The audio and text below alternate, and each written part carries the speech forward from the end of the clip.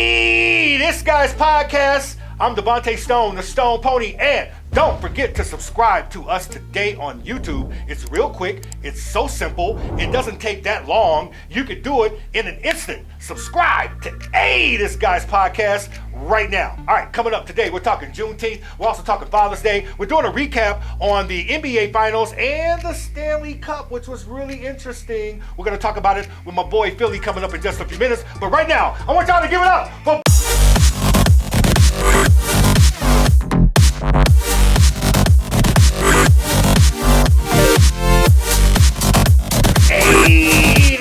Podcast.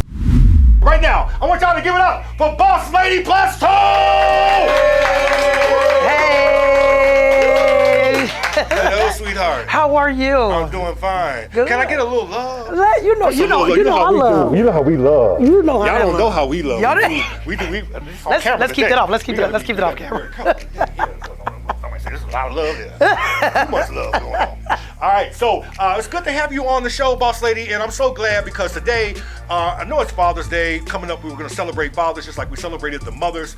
But before we get on, I want you to tell everybody exactly who is Boss Lady, what you do. You got a show. You do everything. You do like 100,000 things. You got artists that you have that you have underneath your belt right now. You do a show. You're an entrepreneur. You do it all. So tell people that don't know, that is tuning in for the first time, what you do. So I'm BossLady Plus 2. I got a radio show on International Radio, Too Bossed Up on the Mic, where I interview only Chicago artists and black-owned business. I also manage a couple of artists too under La Jefa Records. So I'm actually in the entertainment business. I promoted clubs. I also am getting ready to start a TV show called Boss Lady Finds Love. So I'm actually looking for love. Boss Lady Finds Love. Come on now. That's going to be an interesting show. Very, very interesting. So look forward to seeing you guys. So make sure you go and add me on social media, BossLady Plus 2 or Karli Rainey on Facebook. There you go. Love it. And you know I'm supporting you. Always. All right, so let's get into it. What advice would you give mothers, okay, who actually feel that they play that father role? You don't. You don't. So it's very hard to, first of all, to be a mother. That's first. So playing both roles, you cannot do it. Because I'm going to tell you this. If it was from, I'm a single mother. My mother was a single mother.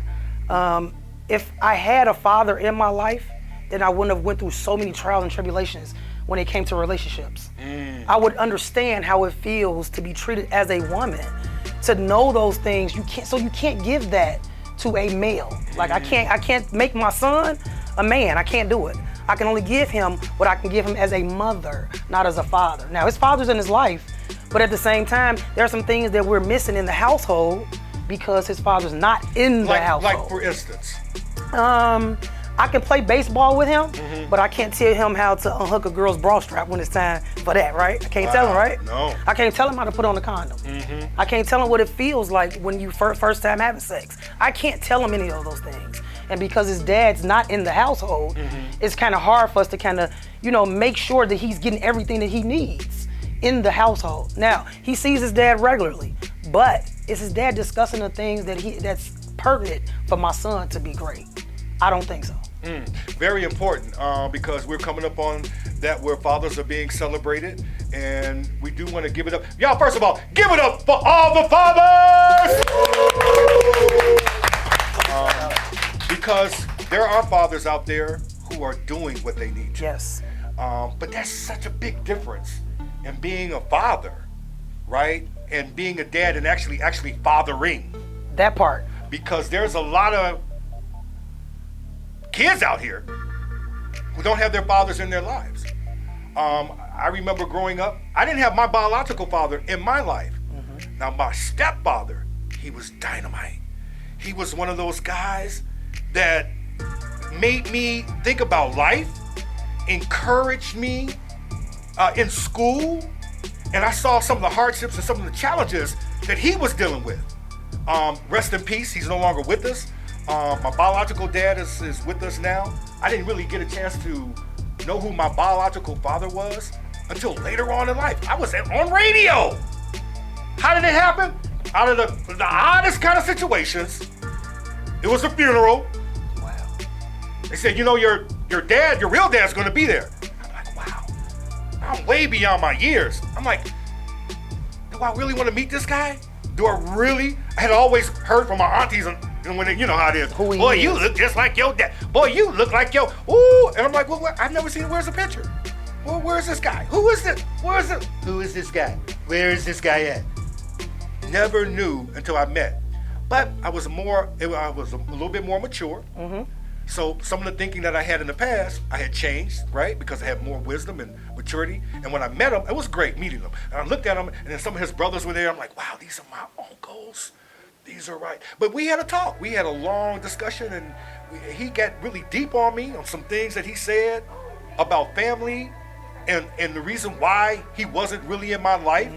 And he tried to have a relationship with me, you know, even afterwards, which I thought was good. But you know, and I love my dad, but he wasn't there. Right. Now, and he saw me as, because I can see him looking at me and I'm looking at him, and he's like, wow, this is my son. And I was his only son, his only person that out of all, he never had any other kids, which was really crazy.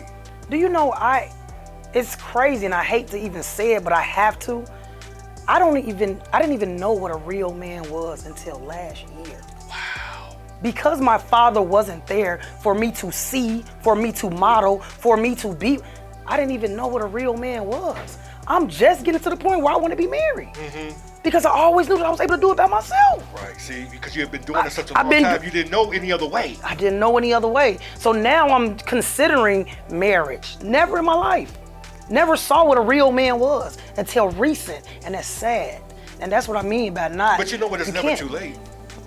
It's never too late. Don't now, get me I am fine on this line now. You know, I know what I get. Don't, that's on the next show, y'all. That's the next show. No, I know, but it's never, because that's the way life is. Yeah. And it puts us in different positions to where you're like, oh my God, I never, right. But it is so important because of what's going on now, our climate, what's happening with, you can just walk downtown here and you see it. People are lost. Yes. You've got young kids who are lost. You've got young kids who are committing crimes because they don't have that father figure or that one person that is telling them right from wrong. That part. So it's big. And I don't think fathers should just be celebrated, or mothers just be celebrated on Mother's Day or Father's Day. It's an everyday thing. Every day. Because it is a cycle and it is a challenge. So I salute all of the fathers. I salute those single fathers who are doing the job, who are trying to do the job. I salute even the mothers who are doing all that they can to make sure that their kids are better off than what we were. Yes. And so I encourage you guys today to do what you can, because our kids need help. They do. They need help and they need guidance. So let's make it happen. Boss Lady, you know I love you. I appreciate you. Anything you want to share? Anything else you want to share before we get out of here? Really quick, tune in tonight, internationalradio.net. I will be on the radio 9 o'clock tonight. And shout out, I am a sponsor for a Juneteenth Father's Day picnic this weekend at Douglas Park out west. Douglas Park, here we come! So shout out to the fathers out there, man. I am sponsoring something for you guys. So I'm looking forward to seeing you guys this weekend. You're always doing it. Y'all give a big round of applause for Boss Lady 2. Boss Lady plus 2 over here. Y'all give it up for my boy Philly. All right. So let me talk about Philly a little bit, Falon. So years ago, he was where most of you guys are. He was one of my students. This guy at Illinois Media School. Yeah. But just as much as you know how passionate I am about sports, and most of you guys know, he's just as passionate. And that was one of the other elements and items that we get into. We have these sports conversations, and we talk sports like almost every day. That's why our relationship grew. That's how it really grew. It really grew through sports. We talk about sports every day. So we're gonna recap right now the NBA Finals. Yes, sir. The Nuggets and the Miami Heat. Yes. We both actually. Nuggets first championship. Nuggets first championship, bro. Yes, sir. Almost what? What is it? 47 years. 47 years, which is a long time. 1976. There was an ABA team in one of the mergers, and they merged into that, and they were kind of like the Spurs a little bit. Yeah. And they did it well. What did you notice? Let's talk about it real quickly in this final series. What did you think about? Because we both knew who was going to win. Right, I had Denver the whole time. Right. Yeah, so basically what I noticed is that Denver was just completely better overall team than Miami. Like, Miami had a magical run throughout the Eastern Conference playoffs, but going up against the Nuggets, it's a different matchup. You had Jokic, then you had Jamal Murray, and just them two alone was beating Miami. And then when you don't got Gabe Vincent and Matt Strus producing on Miami, and then the other bench players who were producing throughout the other 3 rounds, it was over by game 3. It was over by game 3. It was over, and you saw it too, even in game 5, but with game 6, well, you could see the winner. You saw Jimmy Butler. I saw Jimmy Butler. We saw him like, okay, it's not giving where he didn't have that. He's not so. He didn't shine. He did not shine in the finals. He didn't have that spark like you needed your best player to have. Him and Bam. But Bam had a better game. Bam had a better game, but he was inconsistent anyway. But you expected Butler to really galvanize the team, and I think ultimately he just kind of ran out of gas, and there's levels to it. I'm glad you said like that. People tried to, he's not up there with the LeBrons and the Tatums and the Giannis's. He's not there yet. He's a tier below. Mm-hmm. He got this team to the Eastern Conference Finals and the Finals within twice within like 3 years, Which 4 is years. Amazing. So that is an amazing accomplishment. And to see that they came their fight with the Boston Celtics in that 7-game series. We both thought we had the edge. I thought Miami would have been had it. They was up 3-0, and then they let them come back 3-3. But they ultimately, I think that series played the part into this final series too. Like, they could have been had that series over. At least 4-1, 4-2, but they let it get all the way to Game 7. Denver was rested. So you going against a better and rested team, it was over by Game 3. It was over by Game 3. You can't really say, Coach Spoelstra was a great coach. A brilliant coach. A brilliant coach to be able to get that team together. And remember, the talent on that team, they were more athletic. These guys were no draft picks. They were no draft picks. No draft picks. I think, what was it, 5 undrafted players or 4 undrafted players? You had Gabe Vincent, Matt Strus, Duncan Robinson, and probably like 2 other players. And then old Kyle Lowry off the bench, aging. Who did give, what I say, experience. He brought experience to the locker room. He brought championship experience. Absolutely. But him and Kevin Love. It wasn't enough. It wasn't enough because Kevin Love couldn't even produce on the floor. His series was more so the first and second round, and then when it got up against Boston and Denver, it's like, what can Kevin Love really do? What can he do but look old over there? But look old and just spot up and shoot. Exactly. Yeah, so. Really interesting. But you, ladies and gentlemen, this guy, because we were on the phone, this guy went to Miami. I went to Miami. He was actually at the game. So tell me about the stadium, because the fans were there. Yeah. The Miami fans were in the house. They really thought they were winning. It was Game 5. I was talking stuff to someone. I lost my voice talking stuff to them, but they was amped up. They was pumped. They was ready. It was like, we coming back tonight. Game 5 is the night we bringing it back to Miami. Game 6, and it didn't happen. As the game kept going on, they was up there. Then I think when they had the lead like 90-89 or something like that, within like a minute left, they was like, "Oh, we got it!" And I just said, "Everybody, be patient." Right. And Nikola Jokic did what he did, and it was over. It was over. And what was it like when they won? Did people start leaving? Oh, people was gone by the time when Butler turned around and shot that ball, and he missed.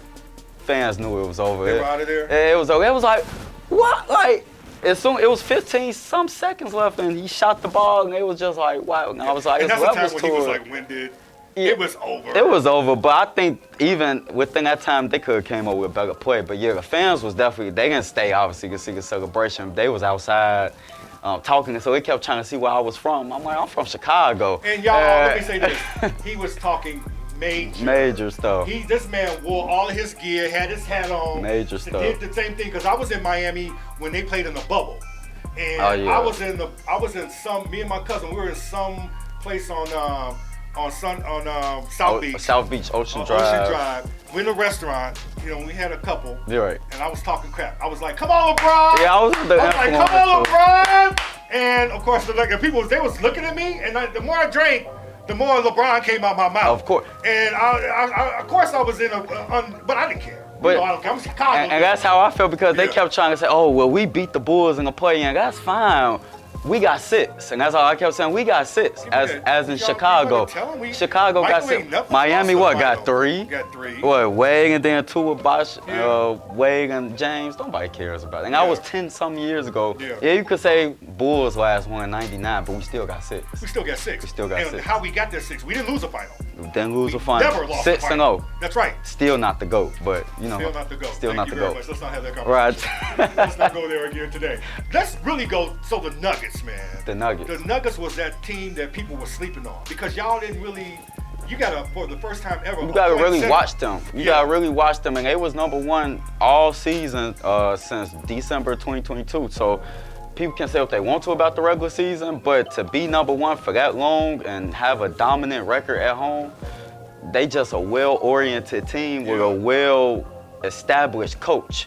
Like, I think he's one of 3 coaches to win within their 8th year. He did, and he was with those 2 guys. And he was with the 2 guys with Pat Riley. Pat Riley's the other coach too, but he grew with Jamal Murray. He grew with Nikola Jokic. Like, Nikola and Jamal started off on the bench and worked their way in. And to see Mike Malone finally have that success, it's like, okay, it all paid off. And even with Jamal Murray, the last time that they was in the Western Conference Finals was 2020, bubble season. That's right. Then he got hurt, missed the, obviously, next 2 seasons.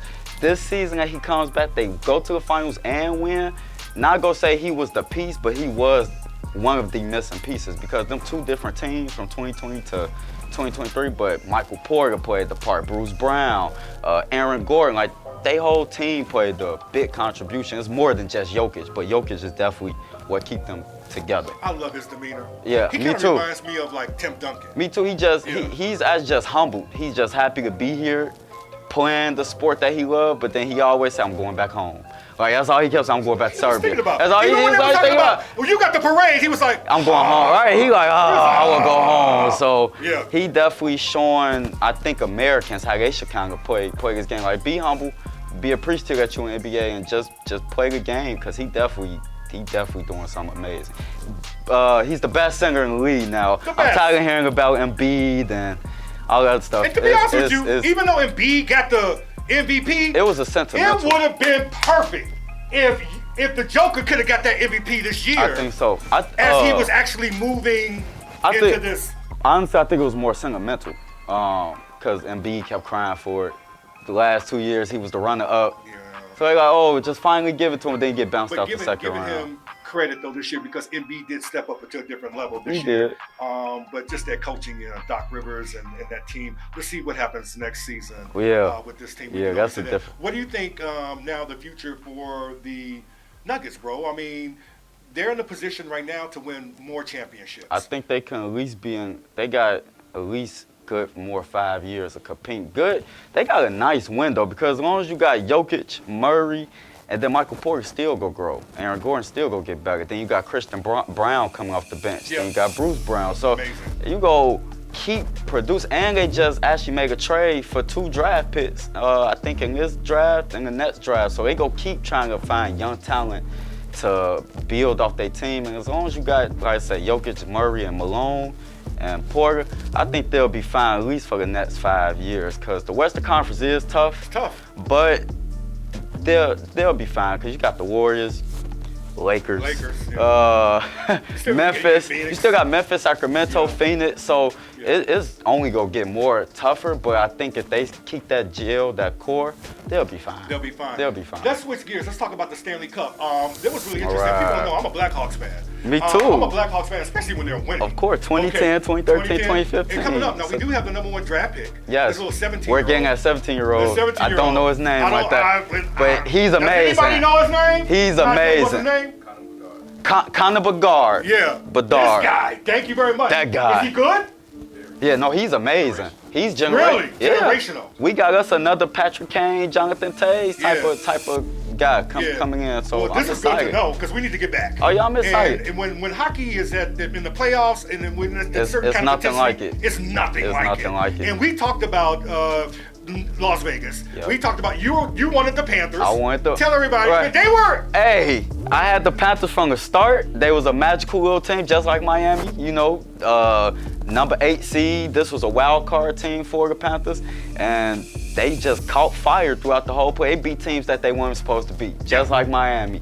Beat teams that they weren't supposed to, and then ultimately came up against a team that was that was better. I feel like was really destined, because remember, to be an expansion team, a hockey team, to do what they did. They were. Oh my God, they were in it the first year. They were in 2017. In 2017. And it just took them 6 more to finally. So I think that this really was the Vegas Knights' chance to finally get, you know, you just had the Las Vegas Aces win last year in WNBA. Yeah, they did. Now you got the hockey. So And they won in Vegas. And they won in Vegas. So the house is like, oh my God, are you kidding me? Yeah. Mark Stone, they captain, had like, he had 3 goals. He had back surgery 2 months ago. So for him to even be out there playing, they definitely are a well-oriented team. But they definitely showed that they was the way more inferior team than Florida Panthers. Florida Panthers couldn't even score more than 2 points each game. And then this made you look at their, you could see the differences between those teams then. You're like, it's like NBA, then it's like G League. Then you could look at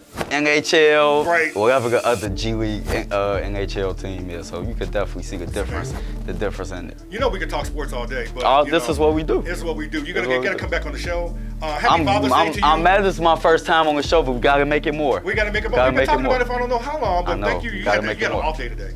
Of so course. That's why he's here. Of course. Y'all give it up for my boy Philly! Thank you. Hey man, happy Father's Day. Tell Gianni I said happy of Father's course, Day. we'll Happy do. Father's Day, We'll Gianni. do. Right. We'll do. Happy Father's Day to Pops. Oh yeah. Here, Happy Father's Day to Pops. Happy Father's Day to all the fathers I know. Including me. Right. Including me. Including this guy over here. Yes, sir. That's gonna do it for